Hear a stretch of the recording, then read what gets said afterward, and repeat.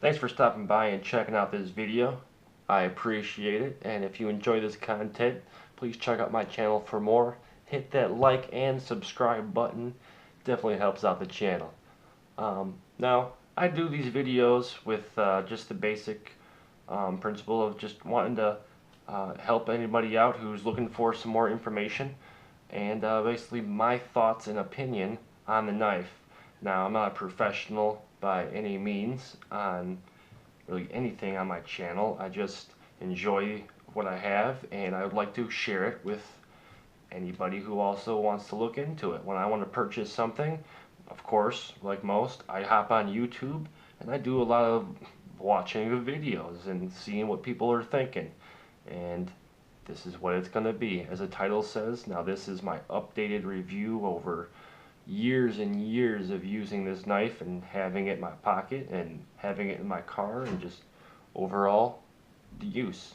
So as you can see, it's beat up. It's missing some of its coating, which I believe it's some type of Teflon coating. I think what the heck, Cold Steel calls it their Tough X coating. But I've split pretty. I mean, the blade length, I believe, is about 4 inches, and I've split logs or sticks that are around that size. Also using like a helper stick or whatever, a hammer stick to beat the tip through, and I've never had any problems. The tip is still on my knife. Now, obviously, it's a weak point of any knife. If you do tip test and you stab it in and do the side by side, there's a chance you can break it. The steel that Cold Steel uses is the AUS-8A steel. It's really all around pretty good steel. It's gonna roll before it chips, which is nice. It holds a blade, holds an edge very well. Easy to sharpen, and it holds that, like I said, that edge awesome. Overall weight of the knife is like 5.3 ounces, somewhere in there. The blade thickness, 3.5 millimeters thick. Overall length of the whole knife, 9 1/4 inches thick. It's got the triad lock, which if anybody's had the triad lock on any other knives besides the Recon one here, you would know it's one of the best, if not the best locks out there. I mean, the next step after this, in my opinion, is just having a straight blade. I can literally, and I've done it, put this knife in a crevice or a hole or stab it into something thick enough, and I've held all of my 150 pounds on a good day, soaking wet 150 pounds, and without a shadow of a doubt, it holds up. And my cat is scratching at the door now. He's a jackass. Pardon my language, but awesome knife. It's a tip up only with the pocket clip. It's lefty and righty if you would like. They also, when you purchase a knife, it comes with 2 clips because of the design of the pocket clip. It has a little bit of a curve on it, so if you would just flip this clip to the other side, it's going to have the curve the wrong way. So Cold Steel's nice enough to think, hey, we'll give you 2 of these things, and it's held in by 3 bolts. Never had a problem with this coming loose. The only thing I've had a problem being loose, which obviously, like I was saying before, splitting logs and such when I'm beating on it, or doing good hammer hits with the knife itself. The the bolt that holds the blade on there gets a little loose, so I'd advise throwing a little Loctite on there to hold everything together, and you have no problem there. But it's really a robust, tactical EDC pocket knife. I think, like I said, 5.3 ounces, so it's definitely it's light enough to carry every day, and it's big enough to get just about any job you need done.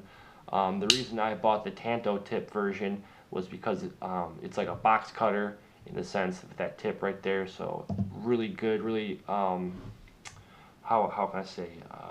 You can use it in a broad spectrum of different cutting tasks. Anything from just whittling a stick into a spear, or like I said, you want to open up a package. You have that box cutter type tip edge there at the blade front with the Tanto tip. very awesome. Anything else I'm missing here? Overall specs? I don't think so. 4-inch long blade, a little over 9-inch long overall, 5.3 ounces. Got the AUS-8A steel, 3.5 millimeters thick. The coating is their Tough X. It's basically a Teflon triad lock, tip up only. Comes with 2 pocket clips. Oh yeah, G10 for the handle. Super abrasive, super aggressive. If it's too much for you, throw a little sandpaper to it. Take it down a notch. It's definitely not a problem. With the tip, before I bought mine, a lot of complaints were that the pocket clip is too tight, especially with the G10 on there. It'll eat your freaking pockets up if you have denim or something like that. There we go. Damn auto lights, my damn porch turn off on me. But let's get a little closer look at the knife.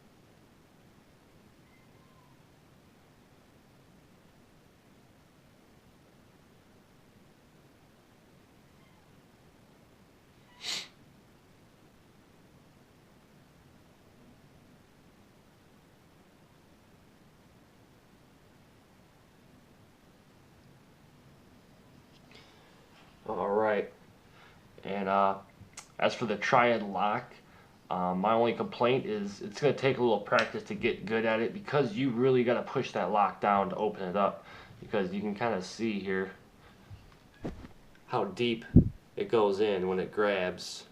You need to open that puppy up a lot, so you need a lot of pressure on there with your thumb.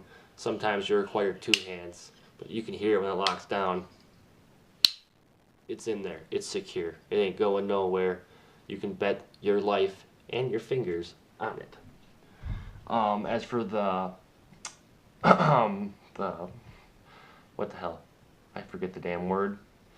The little knobber deal there that you have to open it up. It is reversible also. Just a little flat head, and boop, no problem. Pop it to the other side if you're a lefty. Does not have any jimping besides this right here. With the G10, you don't really need it. It's super grippy.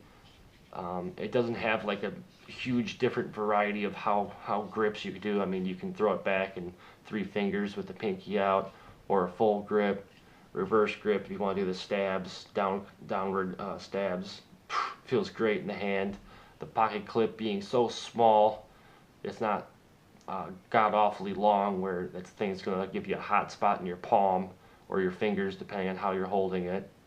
Has a little lanyard hole. I don't personally like using lanyards on my knives, especially if I'm carrying it every day. But yeah, I mean, I've had this thing, I think maybe a year or 2 after they released it. I paid anywhere, I think it was between $60 and $80 for mine, shipping, handling not included. And it's held up. It's withstood this test of time, and I beat the living crap out of this thing when I first got it, because I wanted to make sure that all the reviews that I read about it were actually true, that this knife is really robust, and it's you know, built like a tank, and it is, without a shadow of a doubt. It definitely is. Super sharp, which we're going to show right now. We're going to cut couple little things for you guys, and then we're going to wrap this video up. Now, I just sharpened this, well, not really sharpened it, I just toned it. Just touched it up, honed it up with my honing rods, which I'll throw in there right now. This is my grandpa's. He used to be a butcher back in the day, when you can actually make a living off of just being a butcher. And this is a newer one. You can see still has some life on it compared to this guy. So this is my my honing rods. I usually start with this bugger, end out with this guy. They're awesome. That's all I've done so far today, is just use a little honing on it. And let's do some testing. First off, we'll start off with some paracord. Just some simple 550 cord. Nothing crazy. Now, make a little loop here. no problem. If you see my videos before, you know I'm going to say, like butter. Now let's do one more. And we'll do two strands. If I can get it to cooperate. No problem. We double it up, 4 strands. If I can hold all those strands without cutting myself here. Let's see here. Oh, almost. Unfortunately, I just couldn't get enough grip on it to hold it like properly. But it's no problem. How about a plastic solo cup? Oh, so easy.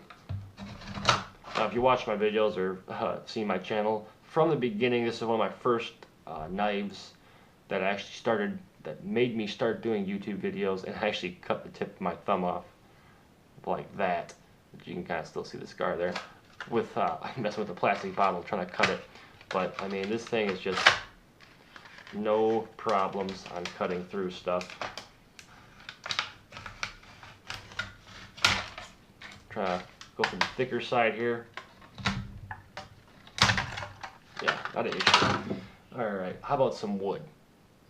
Now this is apple wood. It's been drying for a very long time. I've been making a walking stick and it was a little too long, so this is some leftover of that. We'll do some push cuts with it. Do a little debarking, and let's go a little deeper now. Now, if you know apple wood, it's a very, very tough wood, and I'm putting some pressure in there definitely to get some cuts through it, but this is not my go-to whittling knife. This is just an all-around, everyday carry, do anything, do everything type knife, and no problems. It's a great knife. Do a downwards cut here without trying to cut my fingers off. Not an issue. I'm not trying to be too loud, and I'm not trying to cut my hand off, so yeah. Now this underneath here, that's all dirty. This piece of cardboard here.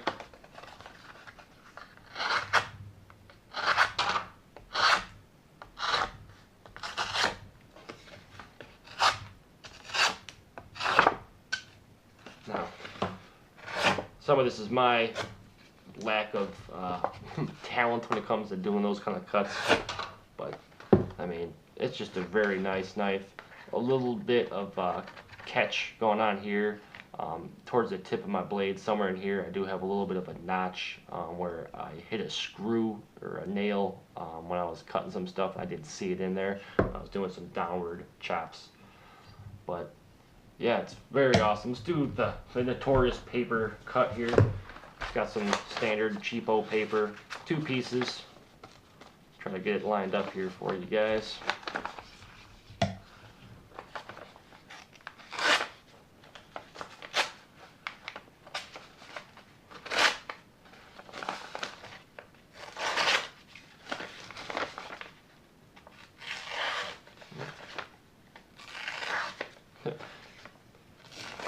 Keeps not wanting to work over here.